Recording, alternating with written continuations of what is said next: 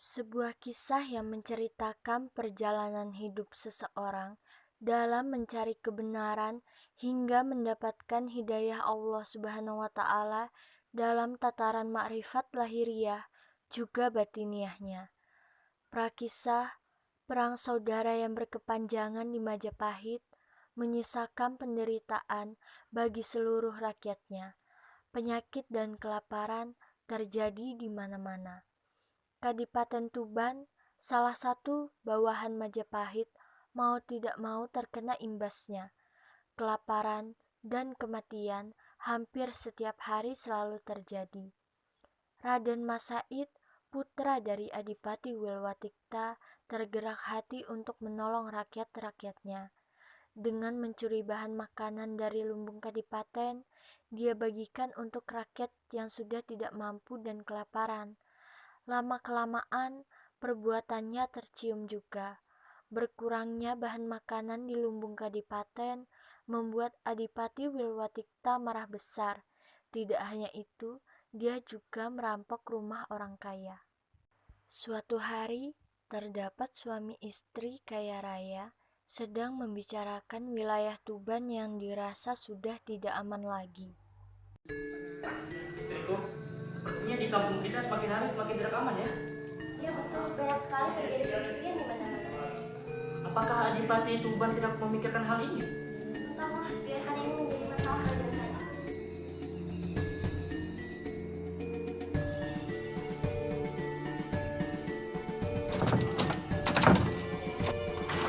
Loh, siapa itu? Cepat kejar dia, suamiku. Tidak tolongmu.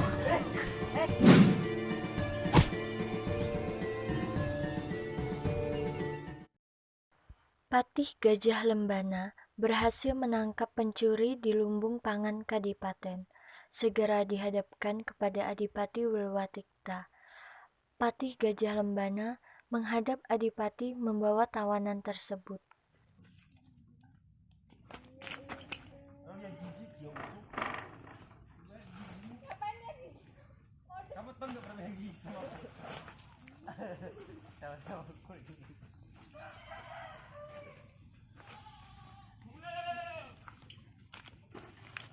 Sedang apa kau?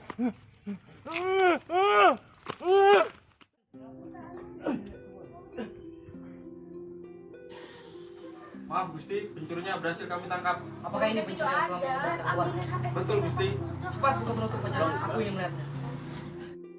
Setelah penutup muka yang digunakan orang tersebut dibuka, ternyata orang tersebut tidak lain adalah Raden Kang Mas Said atau putranya sendiri. Apa yang kau lakukan, Said? Ampuni aku, Ayahanda. Aku melakukan semua ini demi rakyat miskin. Tidak salah menolong, tapi kita masih punya utang kepada Majapahit.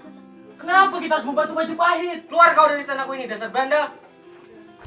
Baiklah, jika itu keinginan Ayahanda. Ampuni Kang Mas Said Baginda, suruh dia kembali. Dia kan penerus tahta Kadipaten Tuban. Kalau bukan dia, siapa yang akan menggantikan Baginda? Tidak, kata-kataku sudah tidak bisa disampaikan. Iya, ayah. Aku Kang Mas. Apakah ayah? Jika kau ingin mengikuti kakakmu, ikutlah dengannya. Kau boleh pergi.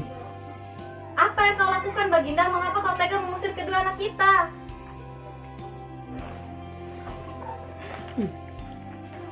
Baiklah, ayah, ibu. Terima kasih atas semua yang telah kalian berikan.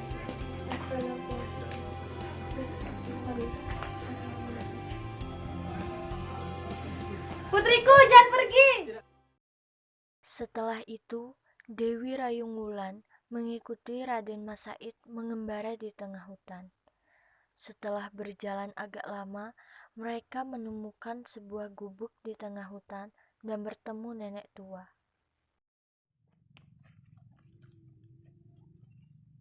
Gimana ini, Kak? Diamlah. Percayalah kepadaku. Baik, Kak, kalau begitu.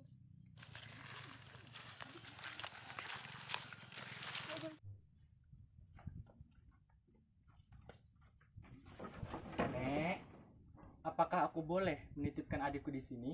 Ada apa, anak muda? Kau menitipkan adikku di sini.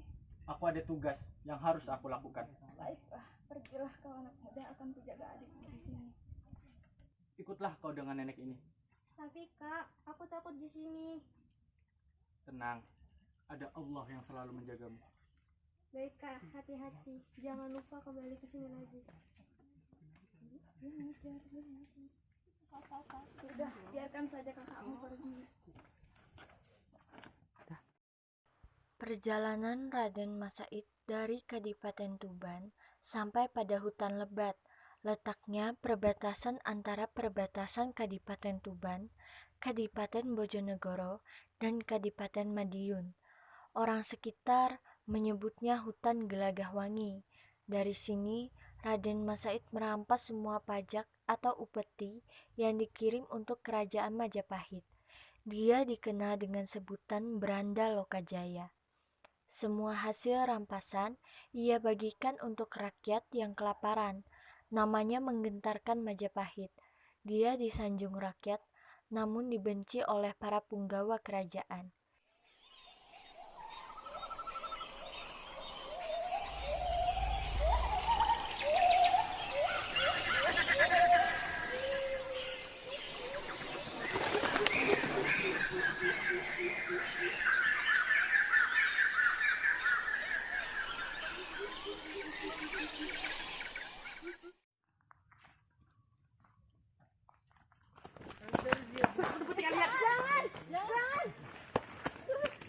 Ada apa? Ada perampok. Berhenti!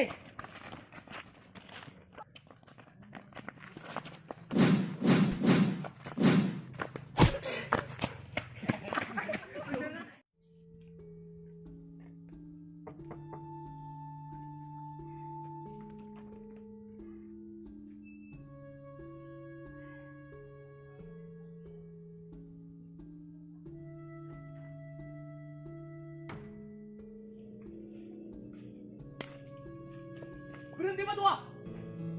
Ada apa anak muda? Kenapa kau menghentikan langkahku? Aku menginginkan tongkatmu. Terlihat bagus dan mahal harganya. Ini hanya tongkat kayu biasa. Mengapa kau menginginkannya? Aku ingin menjual dan membagikannya kepada yang membutuhkan. Meskipun niatmu sudah baik, tapi caramu itu tetap salah. Mencuri adalah suatu perbuatan dosa. Ingat, Allah selalu mengawasi. Sekarang ambillah buah itu.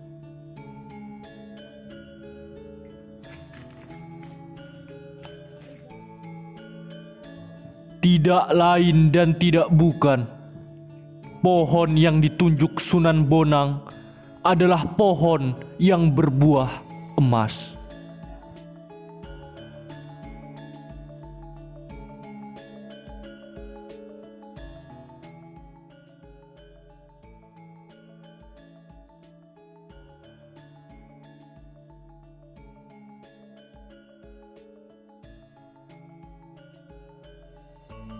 Saat Raden Mas Said mencoba menaiki pohon mas tersebut, buahnya jatuh menimpa Raden Mas Said. Ternyata itu hanyalah pohon kelapa biasa. Raden Mas Said menyadari kesaktian Pak Tua dan langsung mengejarnya.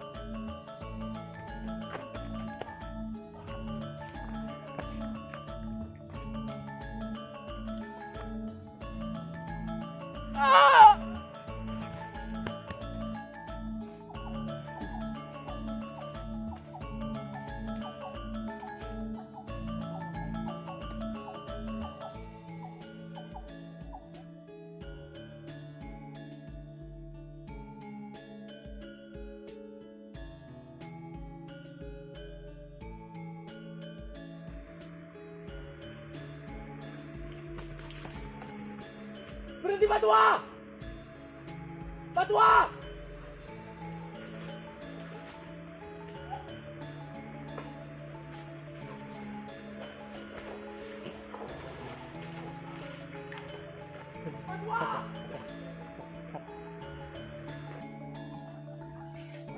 Patua! Izinkan aku tahu siapa namamu. Orang-orang menyebutku Sunan Bonang. Izinkan aku berguru denganmu. Kanjeng Sunan, aku ingin menebus segala dosa-dosaku.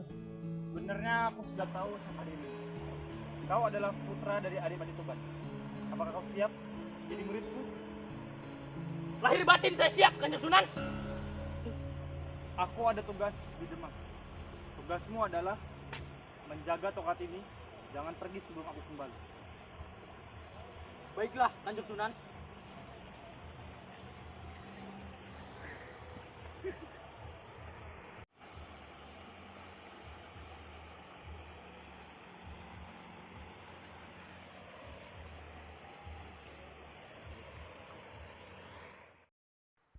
Sepeninggalan Sunan Bonang, Lokajaya atau Raden Said duduk bersila di depan tongkat yang ditancapkan Sunan Bonang tadi. Hari berganti hari, minggu berganti bulan, dan bulan berganti tahun. Tubuhnya dipenuhi tumbuhan dan semak belukar. Tak terasa 3 tahun sudah Raden Said atau Lokajaya bertapa menunggu kedatangan Sunan Bonang. Suatu ketika, Sunan Bonang melintasi wilayah itu dan baru teringat dengan Raden Said. Ketika Sunan Bonang datang ke tempat dulu ia menancapkan tongkatnya, Raden Said tidak terlihat. Yang ada hanya gerombolan semak belukar. Ketika didekati, ternyata itu adalah tubuh Said yang ditumbuhi semak belukar. Dengan terenyuh, dibersihkannya tubuh Said dari semak belukar. Sunan Bonang mencoba membangunkan Said dari pertapaannya, tapi Said juga tidak bisa dibangunkan dengan cara biasa. Sunan Bonang tersenyum, dia tahu bahwa Raden Said mendapatkan makrifat dari Allah Subhanahu wa Ta'ala. Maka dari itu, ada cara lain untuk membangunkannya.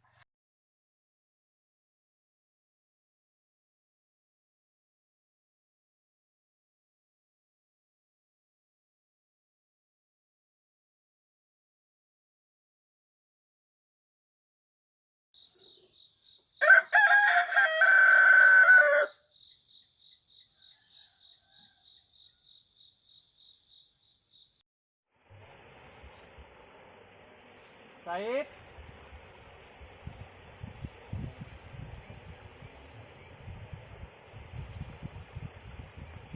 yuk sini.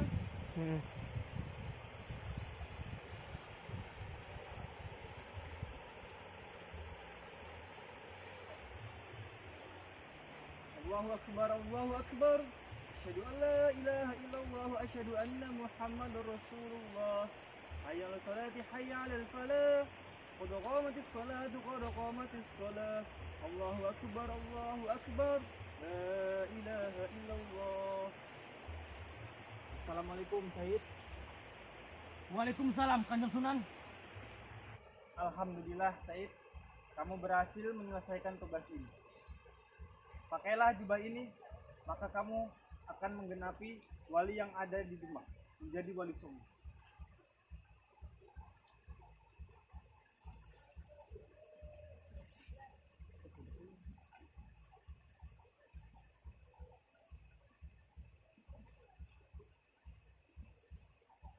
Tidak, Kanjeng.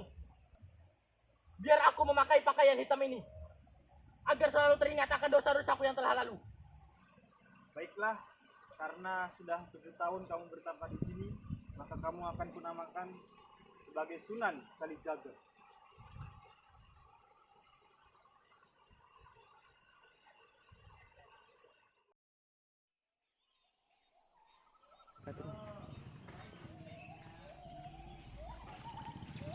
Apakah kau Raden Said? Iya, ada apa? Kau telah ditunggu seorang putri dari kerajaan Jin. Ayo, ikut denganku. Aku tidak mau. Hadapiku kalau kau tidak mau. Pertarungan sengit berlangsung, tapi akal licik siluman itu dapat mengalahkan Sunan Kalijaga dan membawanya ke kerajaan Jin.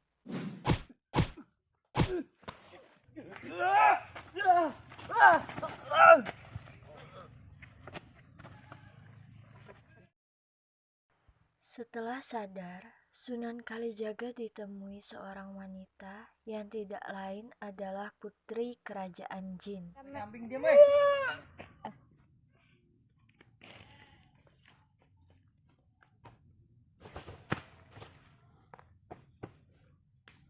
Hun, Siapa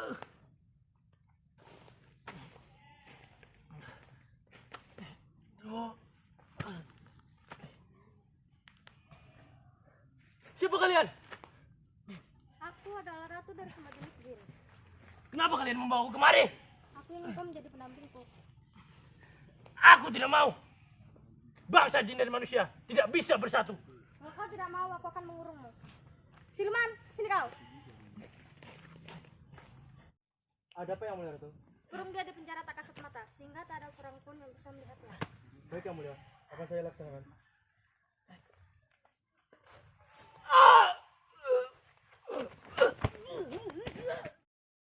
Sunan Kalijaga akhirnya dikurung di dalam penjara tak kasat mata.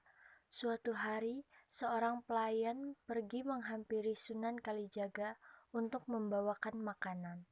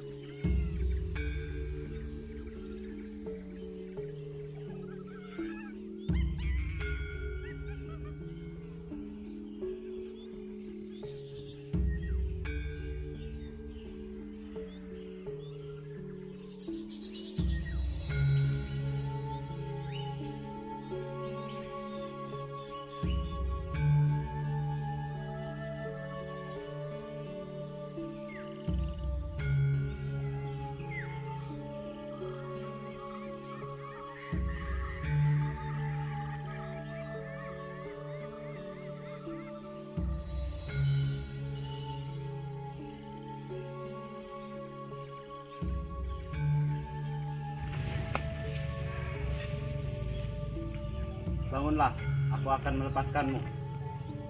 Pergilah jauh-jauh dari tempat ini. Ini tempat terkutuk. Kenapa kau menolongku? Jangan banyak tanya. Aku utusan Sunan Bonang. Pergilah sebelum kamu ketahuan. Baiklah, aku pamit. Assalamualaikum.